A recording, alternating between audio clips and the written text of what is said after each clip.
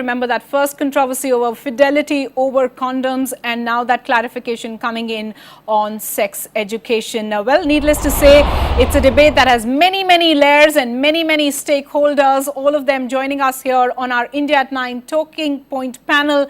There's Onika Mehrotra, the principal of a school, a very important stakeholder.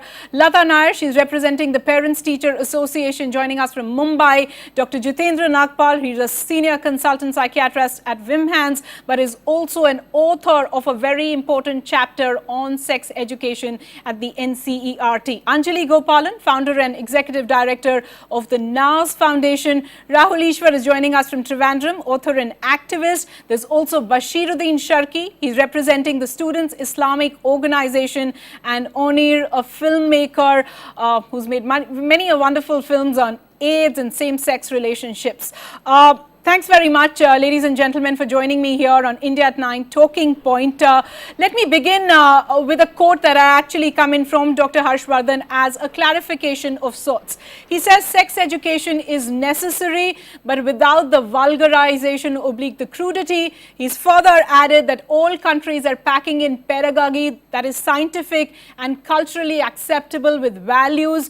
Anything that's abrasive to common sensibility should be discarded and perhaps replaced by consensually accepted learning processes and values. Anjali Gopalan, let me start with you. On the face of it, many are actually saying that this rationale is accepted. It's not a ban on sex education, but it's a fine-tuning that the health minister believes is needed.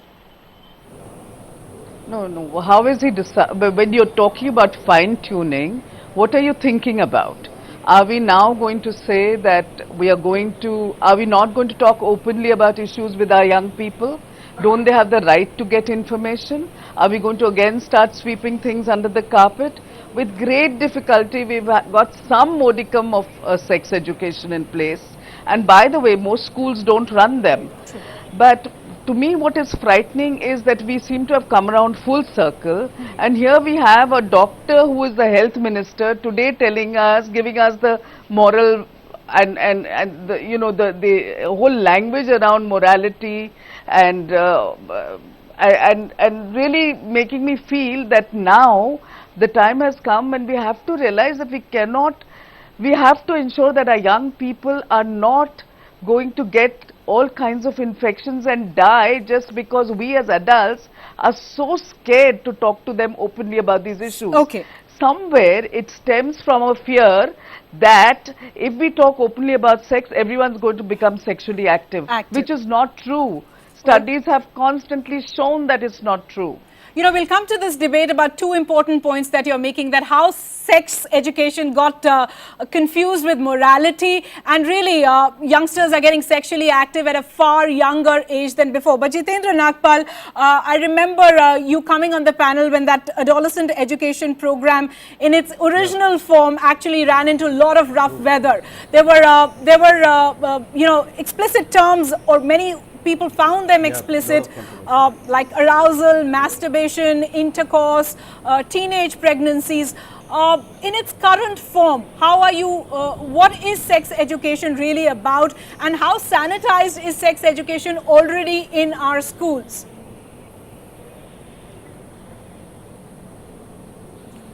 Well, I'm happy you remember that dialogue long back. And also reiterate that down the memory lane, it is that time, yes, it was about a toolkit, a training manual and a group of books which were in the schooling system across many states in the country, which had a misrepresentation of the human body, and to some degree a lot of crudity of the line diagrams and the pictorial representation, which needed a public opinion, and it was rightly discontinued by a lot of backlash. But now I wish to convey to the Honorable Minister also that we all agree there is no crudity, there is no symbolic representation of any vulgarization in current any material or any training program across the country, and we need to appreciate that the departure from conventional nomenclature of sex education needs to be taken up. We should not get caught up in the traditional chaos of sex being equated with the sexual act. It is no more ever to be done, because it is going to send wrong messages across to 60 crores of young people in our country. And we know that adolescents constitute 25% of the Indian population. For them, we need empowerment of the right information from the right source and the right people. And schools are the best platform to disseminate more authentic information, a dialogue at the right time. And sex education is about adolescent education. There is a national adolescent education program which has its content, methodology and the social context and age appropriate curriculum sensitive to the cultural needs. I think we need to look into these things Dr. before Nagpal, we pass statements which can be detrimental to the understanding of the youth. So Dr. Nagpal, when Dr. Harshvardhan is saying that the so-called sex education that was done during the UPA tenure is really not sex education, you're possibly saying he's been incorrect in his assessment of what is being taught as sex education as far as curricula in schools are concerned. I think what I understand now from what is being discussed, I call it discussion and a dialogue with young people. It's not about tutoring them or instructing them, because interactive participatory discussion with young people is required, and it is child rights. It's a human rights about helping young people to tell us what do they want to learn in a changing, rapidly changing society. Talking about gender sensitivity, talking about the self-respect and self-esteem about the body and the mind, the good touch and the bad touch, the process of growing up, the dilemmas and the confusions about what happens to me and my body at the time of puberty. I think it's a human rights issue. True. And if we hide it under the carpet, we are doing a chaos for our younger generation for tomorrow. And if they want to know about what is the right contraception at the right time in life, I think they need to be told. Fair enough. I think Dr. Yes, you said rightly that we need to depart from the nomenclature of sex education. Depart from the nomenclature, and I think you've put it really well as to the different aspects that sex education actually consists of, and not really what Dr. Harshvardhan seems to be suggesting, even in his clarification to that blog. Lata, I want to bring you in because sex education has always been such a controversial topic, and the recipients, in a sense, I mean, the parents are also stakeholders in some sense, have really been wary or perhaps squeamish about their children getting sex education. In your experience, how open have children been, how open have parents been to the topic of sex education in schools? Parents here are not at all open. I mean, even now they are still in the you can say the 19th or the 20th century. They don't mind watching all the soaps that are there along in the TV with the children. But when it comes to sex education, they don't even try to educate a little bit to the child, because here we are dealing not with big ones. We are associated with school children. True. School children, when we say school, they start right from the age of 3. So when you are like, you have these in the things that happen in the school bus, and you have with the staff and all those things. So how do you teach that child? So here it is not, I mean, like what Mr. Harshvardhan said, that sex should not be taught. But then we are not teaching sex as such. It's just that how do you know whether this person is right, or whether he is really a good touch, bad touch, not the person to be trusted with. I think, Lata, I'm going to take your point, the initial part of your comment where you said that parents really have also not been comfortable. Anjali, a quick response from you before I go on to my other panelists. The fact is, this is a controversial topic, and in sort of our social moorings, we really don't talk about sex openly, even at home. Is there, my question about fine-tuning was only to the point that does there need to be that fine-tuning, or as Dr. Nagpal is suggesting, our nomenclature has already been sanitized and our nomenclature is already holistic? Yeah, I agree with Dr. Nagpal. And I think when we talk about parents being squeamish, let me tell you, one of the things we have done very successfully is actually worked with parents. And when we have discussed with them what we would be discussing with kids in school, we found a very positive response from parents. And invariably, I've had parents tell me, oh my God, I wish I had known this when I was my son's age or my daughter's age. So I think it's also how we broach the subject which becomes really critical. True. Okay, let me now get in voices of two people who I think have been staunch opposers of sex education and perhaps also side with Dr. Harshvardhan's earlier analogy of fidelity over condoms. Rahul Ishwar, you've been listening to all our panelists. Some of them have worked very actively in this field, have helped draft the curriculum perhaps of sex education. Do you find any merit in their argument? Are you convinced at all that they are broaching the subject of sex effectively, sensitively? Anubhaji, 50 years back in India, the word sex was a sin. 50 years later, for left liberals like Anjali Gopalanji, ethics has become a sin. The word ethics is a taboo now. And I believe both sex and ethics are very good words and should be taught in the right perspective. What are we saying? What did Harshvardhanji say? Or what did all the concerned parents say? We have to teach them sex education, but under the context of value education and ethical education. It should be in a subtext of life education and health education that the idea of sex education should be introduced. And Rahul what is sex Ishwaran, after all? I'm What just do going you to teach in interrupt sex? you for It is just being a second. responsible sexual I'm going to behavior interrupt you that for is just a inside the second. family I'm just value. going to interrupt you for just a second. I think Dr. Nagpal gave a gist of what sex education actually consists of in our schools. It's a holistic approach. It tells you about good touch, bad touch. It tells you what contraceptives you can use. But we are only saying... Are you comfortable with that? Are you comfortable with that being taught to our kids? Just one more line. Like Anubhaji right said, it tells you what contraceptive is, it tells you what condom is, it tells you what safe sex is. Please tell them what is ethical relationship is. Please tell them what values are. Please teach them what culture is. What is the problem with also introducing family values and ethical education to it? This is a limited point. And look at the people, look at our youngsters. Why can't we teach them things like value education or family education? What is wrong in inspiring values in them? Sex education, nobody is against sex education, but we are only telling it should have an ethical framework to it. There is a value education associated with it. And if you look at experiences world over, unless sex education is supplemented and complemented by value education and ethical education, it is going to have a disastrous effect. We are only saying there should be value education associated with the whole idea, and the idea of family value should be there. What is wrong in it? Okay, I don't think anyone's saying that you're wrong. It's just a question to you, Rahul Ishwaran, and I'll get in Bashiruddin Saab as well before I get Anjali to respond to that. Would you also go with Rahul Ishwaran's view that there needs to be sex education, but perhaps with some kind of an ethical framework? Madam, first of all, I would like to correct you. My name is Khaliq Ahmed. Sharqi was our ex-president. I'm sorry. Anyways, what we think is, okay, no problem. Anyways, what we think is education. You know, it's somewhat a broader concept. Like just if you take the issue of what education you are imparting, then you must have some considerations. What are you going to educate? How are you going to educate? Then psychological considerations. Then age group considerations, etc.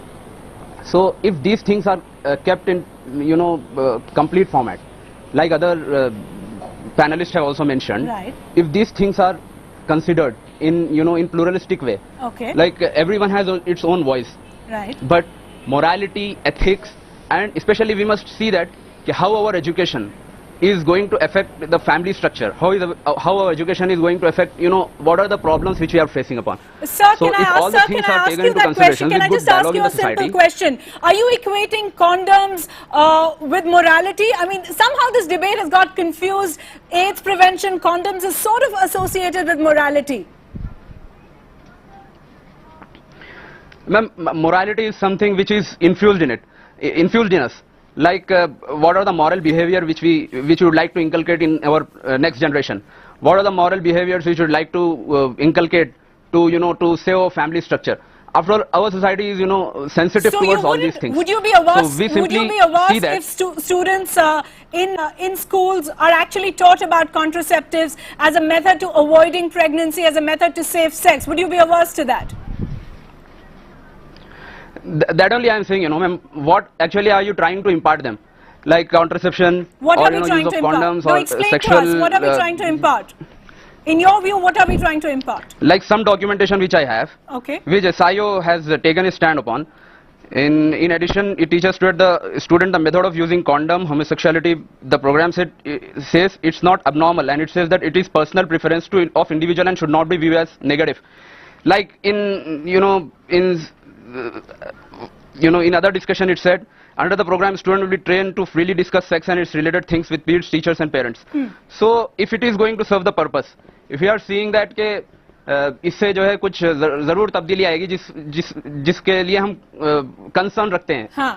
तो ये जो है अगर हम concern रखते हैं, अगर ये वाकई में इम्पैक्ट कर रहा है और एसआईओ ये फील करती है कि ऐसी चीजें अगर इतना ज्यादा ओपन हो जाए, हाँ. जो पेरेंट्स के जरिए होनी चाहिए थी, which was actually to be imparted by parents, Okay, then okay. psychological counseling, Okay, then okay. I think overall I get the societal.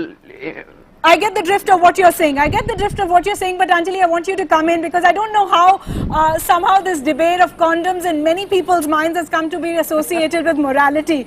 But I just want you to ponder a little bit on Dr. Harshvardhan's argument, where he said that the supremacy of fidelity as an AIDS prevention measure is not only a piece of cultural advice, but it's actually backed by scientific evidence as well. Well, I'm not, I personally feel much as that Rahul wants to believe, just much as Rahul wants to believe that I am against ethics and values and morality, True. let me put his mind at rest. I'm not. But I definitely will tell you the reality at the ground level is very different. I'm not saying I want people to have multiple sexual partners. All I'm saying is, if you do have multiple sexual partners, please do not get infections back home. And the only way to do that is this highly preventable disease, which is HIV, can be prevented by using condoms. Now, what's wrong with that? Now, somehow I think in our minds, we are so conflicted and so scared of the reality of what is actually happening in our country, and therefore we're trying to hide all of this. And I think as a culture, with due apologies, Rahul, I think all of us, including you and me, live two lives because that's what we've been taught. One for society and one for ourselves. Okay, Onir, I want to just bring you into this discussion. Safe sex as a holistic concept that actually gives in some amount of emphasis to fidelity. Surely that's not completely out of our culture. Yeah, first of all, I have this big question of what is our culture. Do we talk of post-independence era, the British, colonial time, or we go back to the pre-Mughal time or the pre-Brahminical time? Because what Rahul is forgetting that, when we are talking that, oh, now this country is talking about sex as a center, is that we are also the land of Kama Sutra, and that was in a way sex education. And when one is talking of sex education, one of the most important things, what we are trying to deny acknowledging is the fact that such a large number of our children face sexual abuse all the time. Right. So sex education is in a way empowering these children to protect themselves. And this is not about sex education in school. Is very, very important for this, because most of, when we are talking of this should be done at home, mostly abuse happens at home and nobody talks about it. Okay. School is a place where actually this knowledge of what is a good touch, what is a bad touch, and I feel by denying our children, the fact or the knowledge about sex, we are actually not acknowledging the fact that so many children still get married at age 14 or so without any knowledge about their bodies, get violated. Absolutely. Okay. And I think it's absolutely cruel. We don't care about our kids if we do not arm them to protect themselves. With this information, yes, absolutely, to protect themselves. Let me get in one very important stakeholder who I haven't gone to throughout this entire debate, Onika Mehrotra. She's a principal of the school. Onika, I have a stack of questions for you, but I want to start by saying, how do children actually accept sex education? Are they giggling through it? Are your teachers actually comfortable imparting this sex education? That's exactly the point lies here. Dr. Harshvardhan taking a U-turn on this issue shows the seriousness and where best can it be taught but in school. You see, that's where it's a connectivity of the parent, the child and the teacher. Okay. You know, you can't separate them. And that's where they are in a comfort zone, they can share things. They are nuclear families wherein children cannot discuss certain factors with their parents, and at times get wrong information from the friends. So yes, the teachers who are an expert in their fields, who are also orientated, they are into in-service teachers performing, and then they interact with the students. Yes, being a coordinator school, it is vital. When you teach biology, you teach physics, chemistry, it's part and parcel of the same curriculum, and gradually you make an interface into the teaching holistic approach to the child. Okay. So I think it's very vital. It's very vital. Onika, I want you to respond to some of the concerns that people like Rahul Easwaran have and our other representative about really the wrong message going in, that sex education is somehow going to be equated with promiscuity, sex education means irresponsible behavior, sex education means more sexual activity.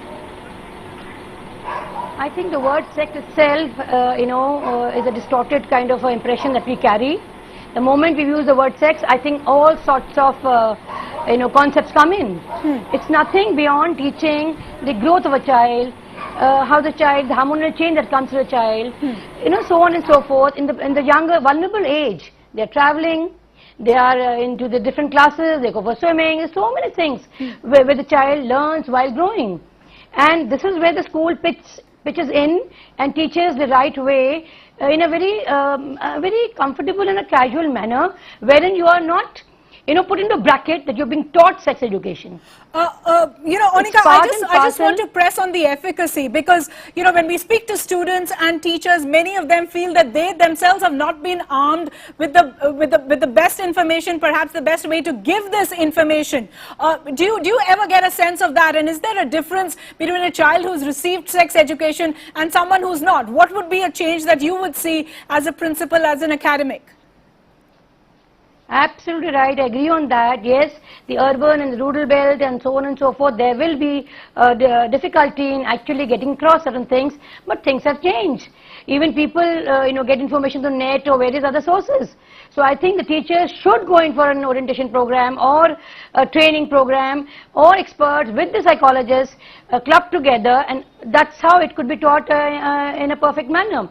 But yes, there are teachers who at times do feel uncomfortable, but that's part and parcel of the whole process.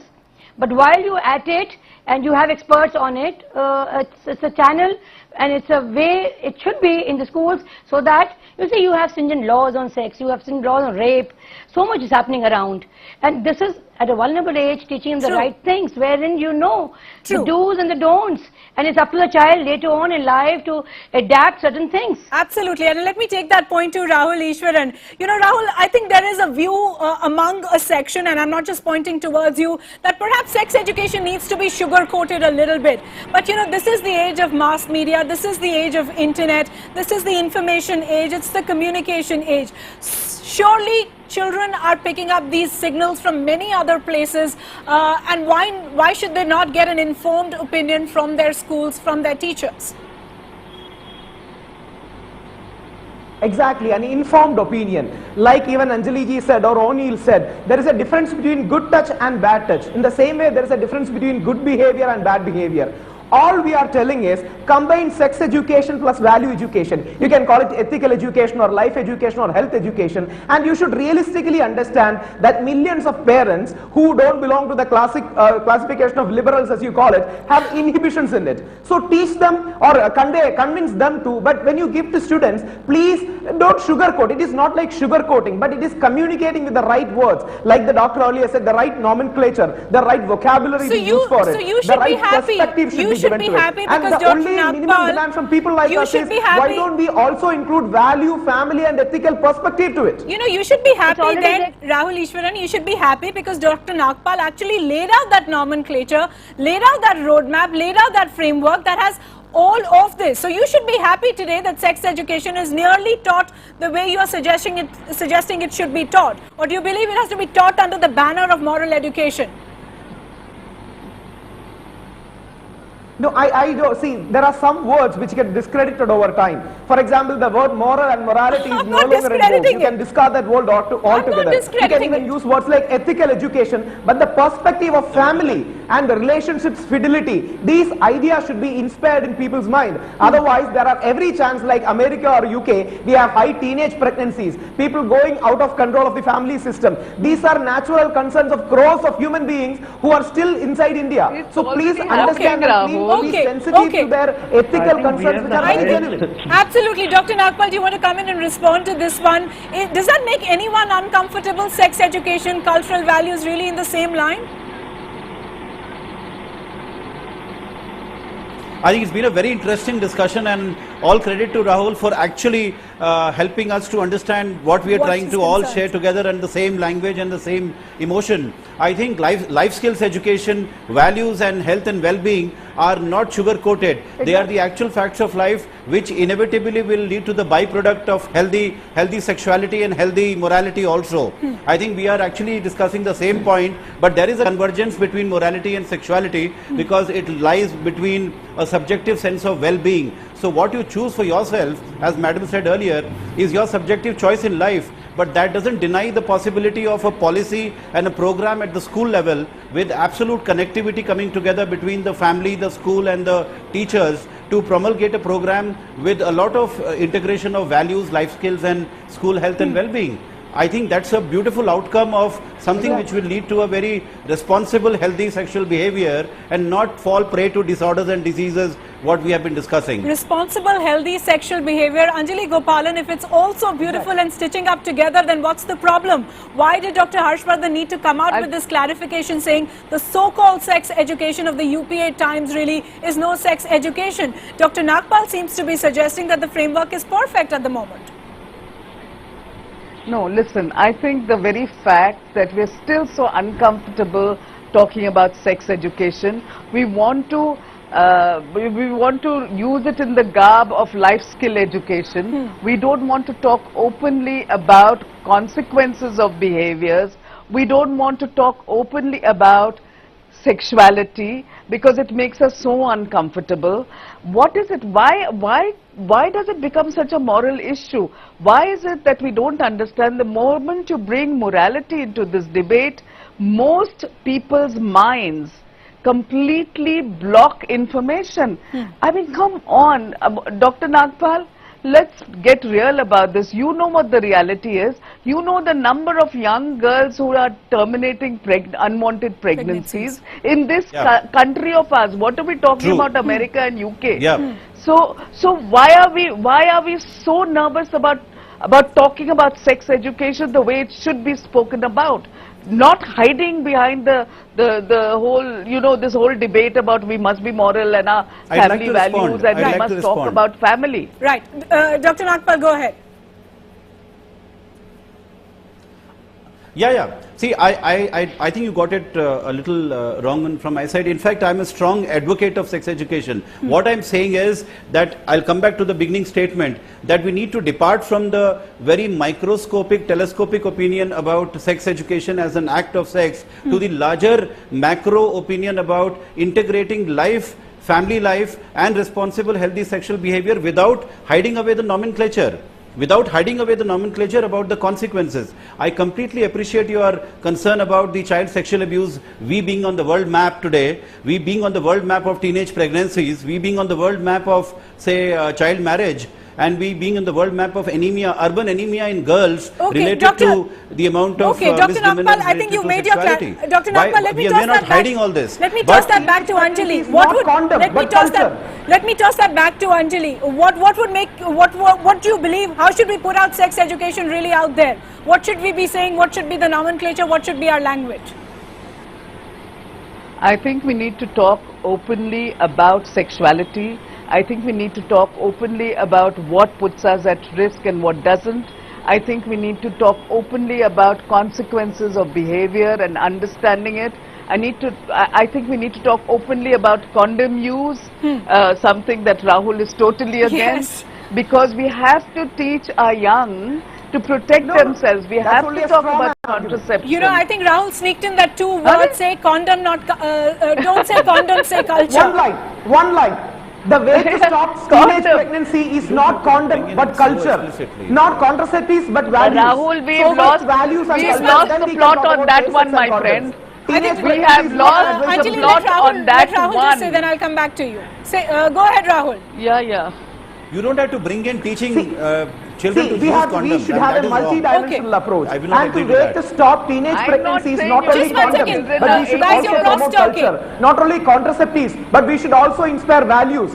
And the Okay, I whole think- idea of having no family values or ethical values is an issue. And one more thing, she is shying away from even taking the word ethics. She is, Anjali Gopal That's is not not even taking, she believes the word ethics is something like a taboo. No, That okay. approach is also not right. So that is Okay. one extreme I approach. think, The Rahul- other extreme approach being, you should not talk about sex. So we Okay. should talk about sex and ethics together. Okay, you should talk about both, and I don't think Anjali was making that point, but I just want to give in one I'm not word saying that to at all. to the two representatives. I think Dr. Nagpal sneaked in a small line. He said that he perhaps wouldn't be comfortable, Dr. Nagpal, if I've got it right, I think you were trying to say that perhaps we just can't go openly in a classroom and say, here's how you need to use a condom. You don't have to teach about how to use condoms not? to kids. I think Right. that is not required Why at not? all. Right. Why not? You have to talk Are you about saying a responsible 16-year-old sexual is a behavior, kid? and that's a... Are you saying yes? And part of responsible sexual behavior is learning how to use Use a a condom condom. correctly. It's not about... so that you do not. You don't have to Yes. get condoms to the classroom to teach them. You don't have to get condoms to the classroom not? to teach them how to use them. Why not? I hope you're where not else implying are they that. going I to think learn? I think those are two differing No, opinions. I am. That is enough. Where else will they learn? Where else will they learn? I think, Dr. Nagpal, I think there's a clear difference of view. Anjali Gopalan seems to be suggesting you need to tell them how to wear a condom. You're saying you don't need to be that explicit. You don't need to Well, really let's go have out more. that much. Let's have more public opinion on this. Okay, let me just get in two voices who are in a sense You know very that important a simple stakeholders. example of condoms being put in the... Dr. Nagpal, Yeah. I'll just ask you to pause for a bit. I just want to get in Onika here. What would you be more comfortable with Sure. as a school principal? Sure. Anjali Gopalan's view or what Dr. Nagpal is saying? See, as you rightly said, little knowledge is dangerous. So if you're going to put in bits and pieces, you will stand nowhere. Okay. You have to, Thank you. work on it, talk about it, and be open about it. Does teaching to wear a condom, does it mean that you're going to use it? Why are you taking it in a different manner? Okay. It's a part and parcel of your education. Please do it in an integrated manner so that it is not hushed up or Fabulous. neither it is blown out of proportion. Okay, so Please. that's It is a holistic Perfect. approach of an education. Okay, so that's a view actually coming in from a principal saying that yes, teach my students how to wear a condom. Let me get in a quick word from Lata, No, don't who's a take it that way representative. literally. No, I'm Don't not take saying it literally, please. No, I'm not saying it What I'm literally. trying It's a to say response is to a that question, little knowledge is Onika. dangerous.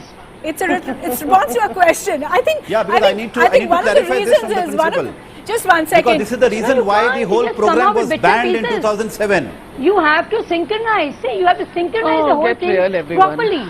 I mean, you just can't pick up one word of condom or bring that in the classroom. I mean, there's a way of doing it and telling certain things. Okay, let me give There in the are various final word. ways There's and a means. process. It could Ladies, be, ladies, it could be I'll through have a PowerPoint Lata, presentation let me give or in the various other ways. Okay, let me give in the final word There to are various Lata, ways. who's a representative of the parent side as well as the teacher side. From all that you've heard so far, do you believe sex education is something that the parents are going to be completely comfortable with all the nomenclature that you've heard today?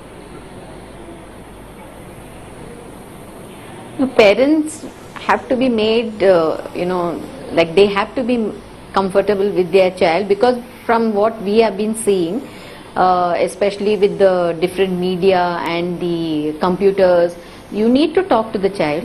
Apart from that, even in the schools, you need to have sex education. We are just not talking about condoms, and we are not talking about any other ways of abstaining from this. But then you need to talk about what are we talking about when we say sex education. What are we talking We are not just talking about how to go about and have sex.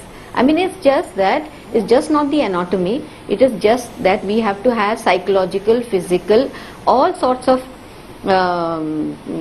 relevant points come into just sex education. From Okay. what I have heard here, it's only everybody is talking about the physical point. Right. I I mean, there's think- nothing emotional. What I think happens then? Dr. Nagpal made that very important point earlier when he laid out did that mention framework, where he actually did. said the many things that actually consist of sex education. Onir, you really haven't had a chance to speak in this debate, but I'll Sex give you the education, final yeah. word. This is the big elephant in the room, really, isn't it? Because we've also been a nation, in a sense, in denial about this three-letter word.